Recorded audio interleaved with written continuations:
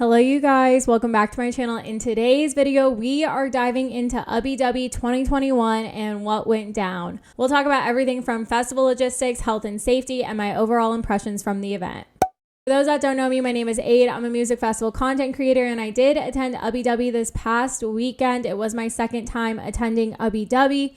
I am a festival content creator, like I said, so I felt like I had to take the opportunity to attend this event and try to be as safe as possible so I could report back on how a festival could happen while we are in a pandemic. I do have a podcast, Let's Why Podcast, where I will do a full review and dive into everything.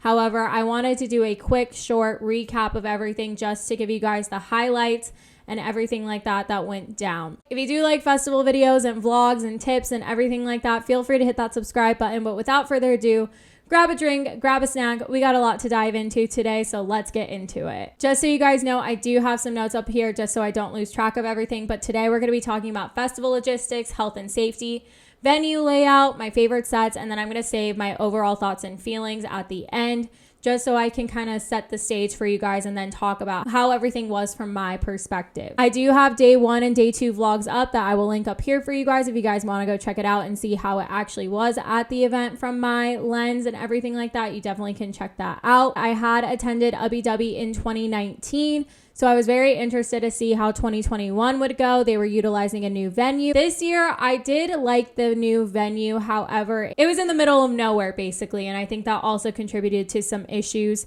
But in general, I did like the overall venue layout. Getting to the actual venue was a little bit of a trek for us personally. Our hotel canceled on us, so that was a lesson for us not to use Expedia ever again because the hotel canceled on us. They notified Expedia. Expedia didn't notify us, so I had to drop $600 on a hotel. Thankfully, we had found one that had a cancellation, so it just was not ideal, but that kind of added to our delay to getting to the festival. I really like getting to festivals early, so I wanted to be there at 2 o'clock just so I could get a lay of the land. I could see how the health and safety stuff went. I think had I gone earlier, I would have gotten a grip on what was actually going on health and safety wise that I'll talk about a little bit later. Because we got in probably around 5:30, almost 6, and we got in as everything was revving up. There was a lot more people, so I wasn't quite able to get a grasp on everything like I wanted to. Getting to the venue, there was no signage for parking, so it was very confusing about actually where we were supposed to go.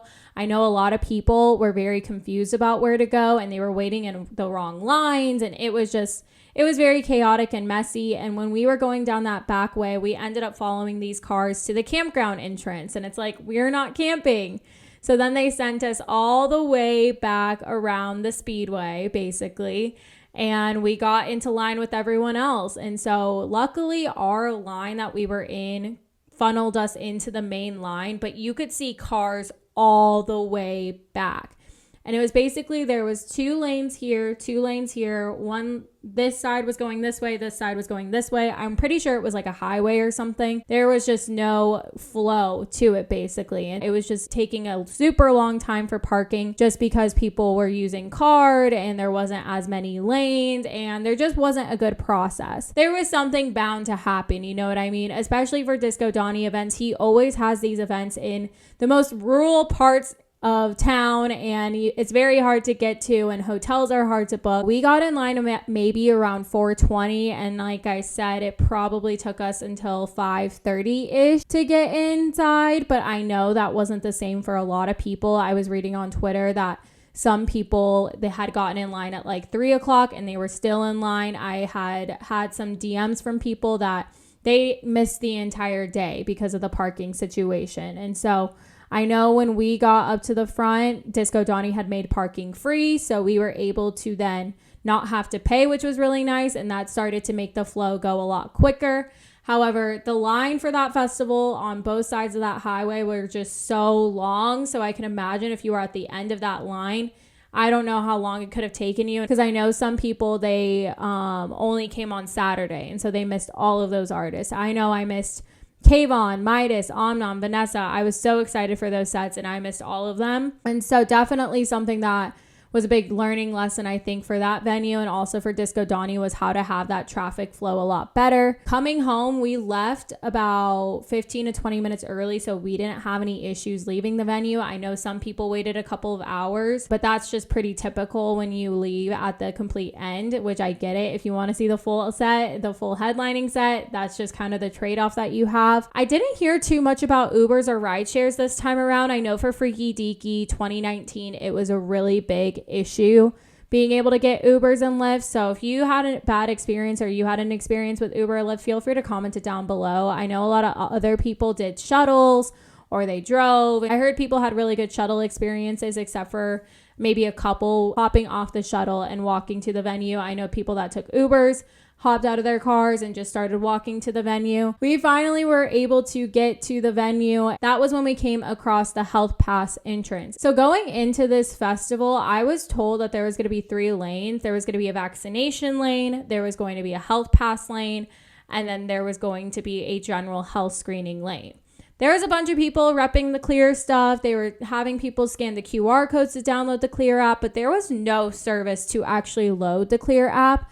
I'm really glad I took a screenshot of my Clear Health Pass because I didn't have to worry about that, but other people were having issues loading it, and there was no division between vaccinated Health Pass and general health screening like it was told. Everyone just went down those lanes, and there were COVID dogs. You had to have your left hand open with nothing in it and for the dog to sniff it, and then you kept on walking. I don't know if anyone actually got pulled aside because it was confirmed that a couple people did go into the festival with COVID, which I'll talk about. There's no division of that. And then if you got to the front of the line and you didn't have a health pass and you didn't have a vaccination card, they just showed you a paper and they just said, do you answer yes to any of these? And it was like, have you had any symptoms? Have you tested positive? It was like stuff like that. People could easily just be like, oh no. The people that did test positive and did go to this event with a positive test probably just said no and were able to pass through it. And so that was something that was very, very, very concerning. That's 100% a risk for a lot of us. We were walking into actual festival security.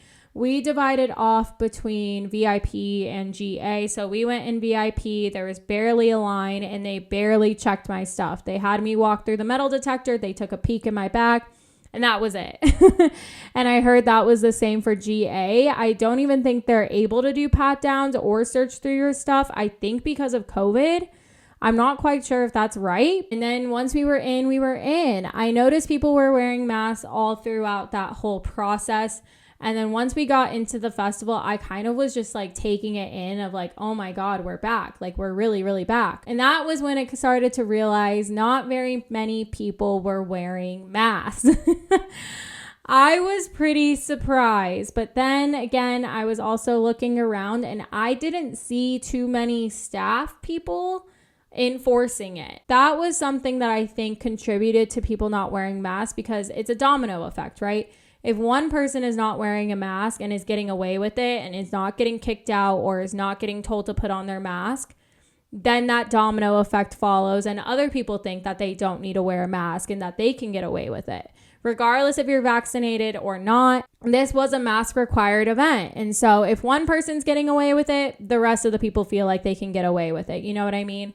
And I did see a couple videos of them on Instagram handing out masks to people, but there's only so much you can really do. And if you don't have the staff to combat the actual capacity of the event, then you run into a problem of people not wearing masks. And there was no pod style for this event. So a lot of people were like, oh, there's no social distancing. There was absolutely no way to social distance that event with that capacity.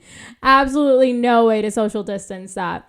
My boyfriend and I were both like, this does not feel like 75% capacity. This feels like 100% capacity. Like I would actually be curious to see what 100% capacity looks like at that venue because it was crazy. It felt just like a real festival. It felt like as if I was at Freaky Deaky 2019. Like if I probably put up the footage between Freaky Deaky 2019 and Ubbi Dubbi 2019, I'm pretty sure it would be identical. This venue was a lot bigger, so it was more spread out. It was outdoors, so those were some nice perks to it. Before festivals, I was even wearing masks because I have really bad allergies, and so I always kept my mask on because it would always really help me not get sick afterwards. I did the same and I stuck with wearing my mask. I felt like that was just the best way to keep me safe, and that was my personal choice to wear a mask. And it did felt like a normal festival pre-pandemic, because back then I was one of the few people wearing masks. Even the people that were working weren't wearing masks, except for like a couple people at the bar were wearing masks. But like when we got spicy pie, when we got a lemonade, when we got chicken tenders, they were not wearing masks. So that was also pretty concerning. There just wasn't any type of system or structure of like, oh, if you're not wearing a mask, you're getting kicked out. Or there was like not enough staff to handle how many people were at the event to enforce that. You know what I mean? So that is what I really think actually happened. And you can get on people for not wearing their masks all you want, but if the festival organizers don't have some type of system to enforce masks to be worn, or some type of consequences for not wearing your mask, then that's what's going to happen. You give people free reign at the first festival back to just do whatever they want, and that's what they're going to do. You know, we've been locked up for a whole year. We've been dealing with this for a long time. People really wanted to just enjoy this event, and they made that choice to not wear a mask. I'm not condoning it. I'm not saying it was okay by any means. It's just, that's just what happened. As for the actual venue, I did really like this venue. I thought that Panther Island back in 2019 was too narrow and too condensed. And like, if you would have had this event at Panther Island, like with this capacity and being in a pandemic, it would have been way too small of a venue. I think it was very nice to have more openness. There was a lot more room at this venue. There was a lot of interactive components. I really liked the stages. There were a couple of sound issues depending on where you stood at the stage in terms of sound bleed. Not too big of a deal, just move maybe a little bit more inward. Some people were also saying it was a little bit quiet at some stages, but overall, like, I really enjoyed that venue. I loved the stages. I loved the setup of it. We did have VIP, and the VIP sections were really nice, and having those bathrooms were clutch.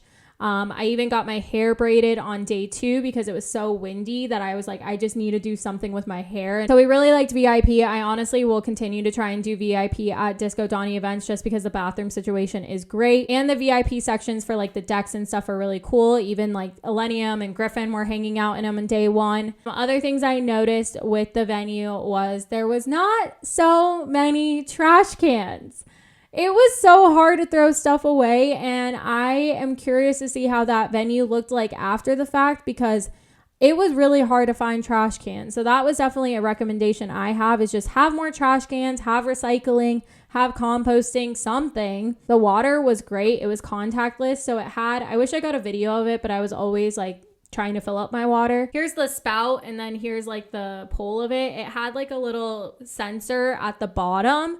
And so Chase would put his hand at the sensor and I would hold my bladder up to the spout, and we were able to do it that way. You didn't have to touch it. It was literally motion detected. And so I thought that was super cool and great. Hope that's something that goes throughout some of the other festivals around the country. And so those were my overall impressions of the venue. I really liked the utilization of space. There was a lot of art installations this year. There was a lot of vendors, merch. We'll see if they keep this venue for 2022 and see what changes and stuff they make to it, and if they're able to approve upon it so that they can have other events there. I just wanted to talk about what sets I absolutely loved for day 1 and day 2. So day 1, absolute favorite set, you guys already know, 7 Lions. He killed it. It was just the most perfect set. Like, it was just so flawlessly done. It featured so many different components. My boyfriend Chase was impressed. This was his first time seeing 7 Lions.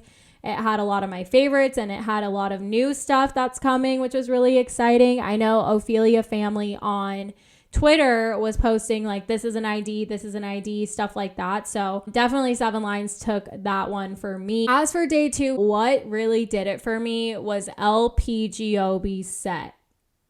You guys, this set was incredible. She has an incredible story. I will link a podcast down below for you guys to learn more about her. She was on Festival Insider Podcast, which is Emma Capote's second podcast that she has. And it was just such a vibe. She has beautiful colors and graphics. She plays the piano live. As someone that also grew up playing piano, I was just completely enamored to see someone do live piano to some house music. And it was just the perfect soul cleanse that I just needed. You know what I mean? If you have a chance to see her, to go see her, because I was just completely blown away. I could go on and on. I just like felt so good after that set. I feel like it was just it was just so good. Me and Chase were both loving that set. Wrapping up my thoughts here, I was getting a couple of questions of, did I have some anxiety about being back at a festival, especially with people not wearing masks? I will say I did have anxiety going back to festivals in general, but once we were back in, it felt like we were just right back at home and things were normal. I did have some anxiety about people not wearing masks. However, like I said, there was no enforcement of it. So it was kind of like you just had to do what you had to do to take care of yourself. I personally feel like a mask just keeps me safe. And we had hand sanitizer, so I was just constantly doing stuff like that. And because there were no consequences about it, they made that choice to continue to not wear their mask. So I will be interested to see what happens after this in terms of cases and stuff like that. People did travel to this festival, so they did travel back. So I can only hope that people take personal responsibility to get tested. I'm waiting 3 to 5 days to get tested. I can quarantine at home and work from home, so I hope others do the same as well to make sure that they are not spreading this virus anymore. Another thing that a lot of people don't realize is that Texas has been open since last year. Honestly, probably since Memorial Day weekend, Texas has been open. It has been a very different environment here. So I don't know if we can actually contribute this event to spreading a lot of things, because there's been so many things happening here in Texas. People go out every weekend like it's normal. You know what I mean? We've only had a couple of times where we truly closed, and that was when this first started. And then we also had another part in Austin where it kind of closed in like October, November time. I think a lot of people are anxious and they are driven by fear because they don't want to go back into a lockdown. But I don't think this one event is going to cause that, because there's been so many things happening in other states as well. And so that also brings me to the point that a lot of people are making of, this event's going to ruin this for all of us. This event is going to ruin it for the rest of us. Events are going to get pushed back further and further.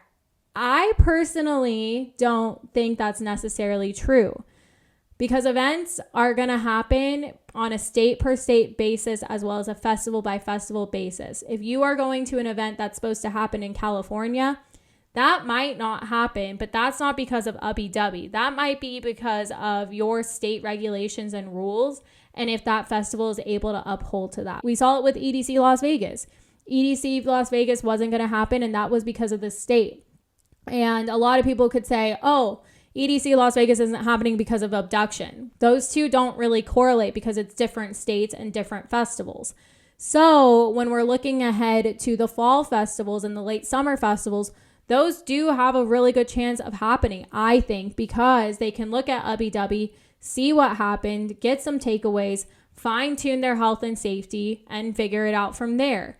I will be going to Seismic Dance event, which is requiring vaccination card or a negative test, and they are providing the test themselves. You just have to pay $25 to take a test, and if it's negative, you get your wristband. So I'm going to be able to kind of compare those two and provide some further insights.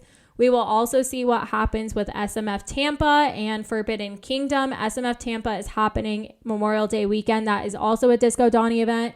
Forbidden Kingdom is happening in June, I believe, in Orlando, Florida. And so those two are very up in the air because it is Florida. I'm not too sure what their health and safety plans are. So it'll be very interesting to see what goes on with those events. When we're looking at events that are happening in August, September, October, November, I think that is plenty of time for vaccinations to keep going up if you want to get vaccinated. It is also time for these festivals to figure out and fine-tune these things and work out these kinks. And if you personally do not feel safe in going, then you do not have to go. Or you can get vaccinated so you can feel safe to go and wear a mask. I forgot to touch on that, but at this point, events are going to come back.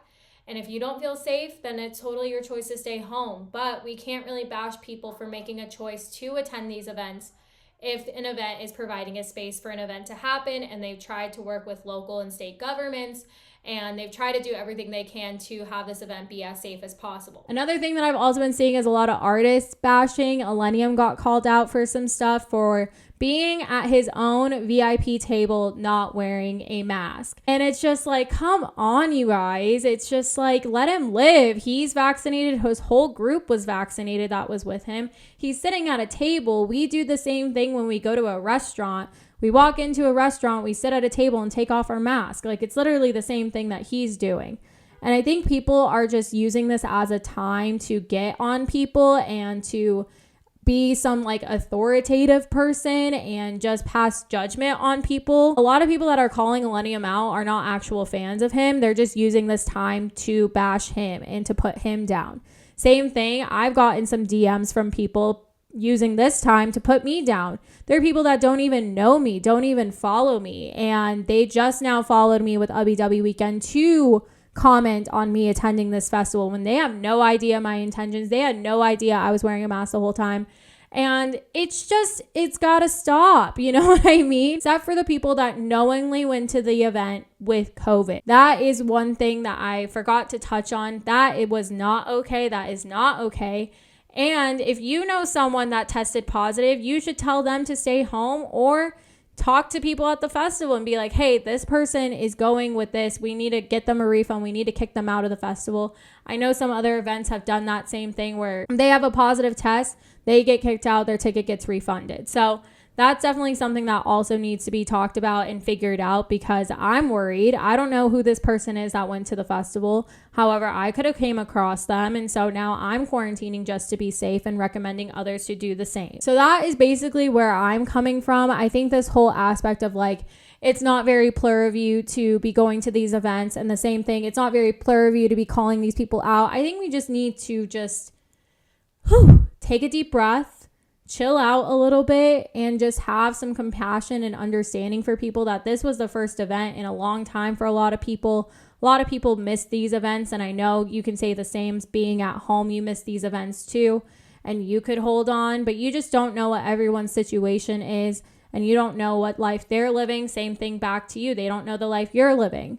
We're in this time where we're all just trying to figure it out and do our best, and I think moving forward, we just need to have a little bit more compassion and understanding for each other, or else this community is just not going to be what it used to be. Those are just my thoughts. If you don't necessarily agree with them, that is totally okay with me. This is just where I'm coming from. I'm pretty optimistic and positive about a lot of things. And while it was disappointing to see a lot of people not wearing masks, it is what it is. It's done. It's in the past. Now we just have to hope that all the people that did attend Ubbi Dubbi can stay safe and that they don't catch COVID and that they can bounce back from that, and that we can continue to see positive steps forward for festivals and live events to come back. Wrapping it up here, I did have a great time at Ubbi Dubbi despite everything that went down. It felt so good to be in that environment again and just see people having fun and just enjoying themselves. Mask or not mask, I was just totally in the moment and just happy to be there and experience that. I can only hope and pray that everyone stays safe and takes care of themselves and rests up and everything like that, and goes and gets tested just to make sure that they're good.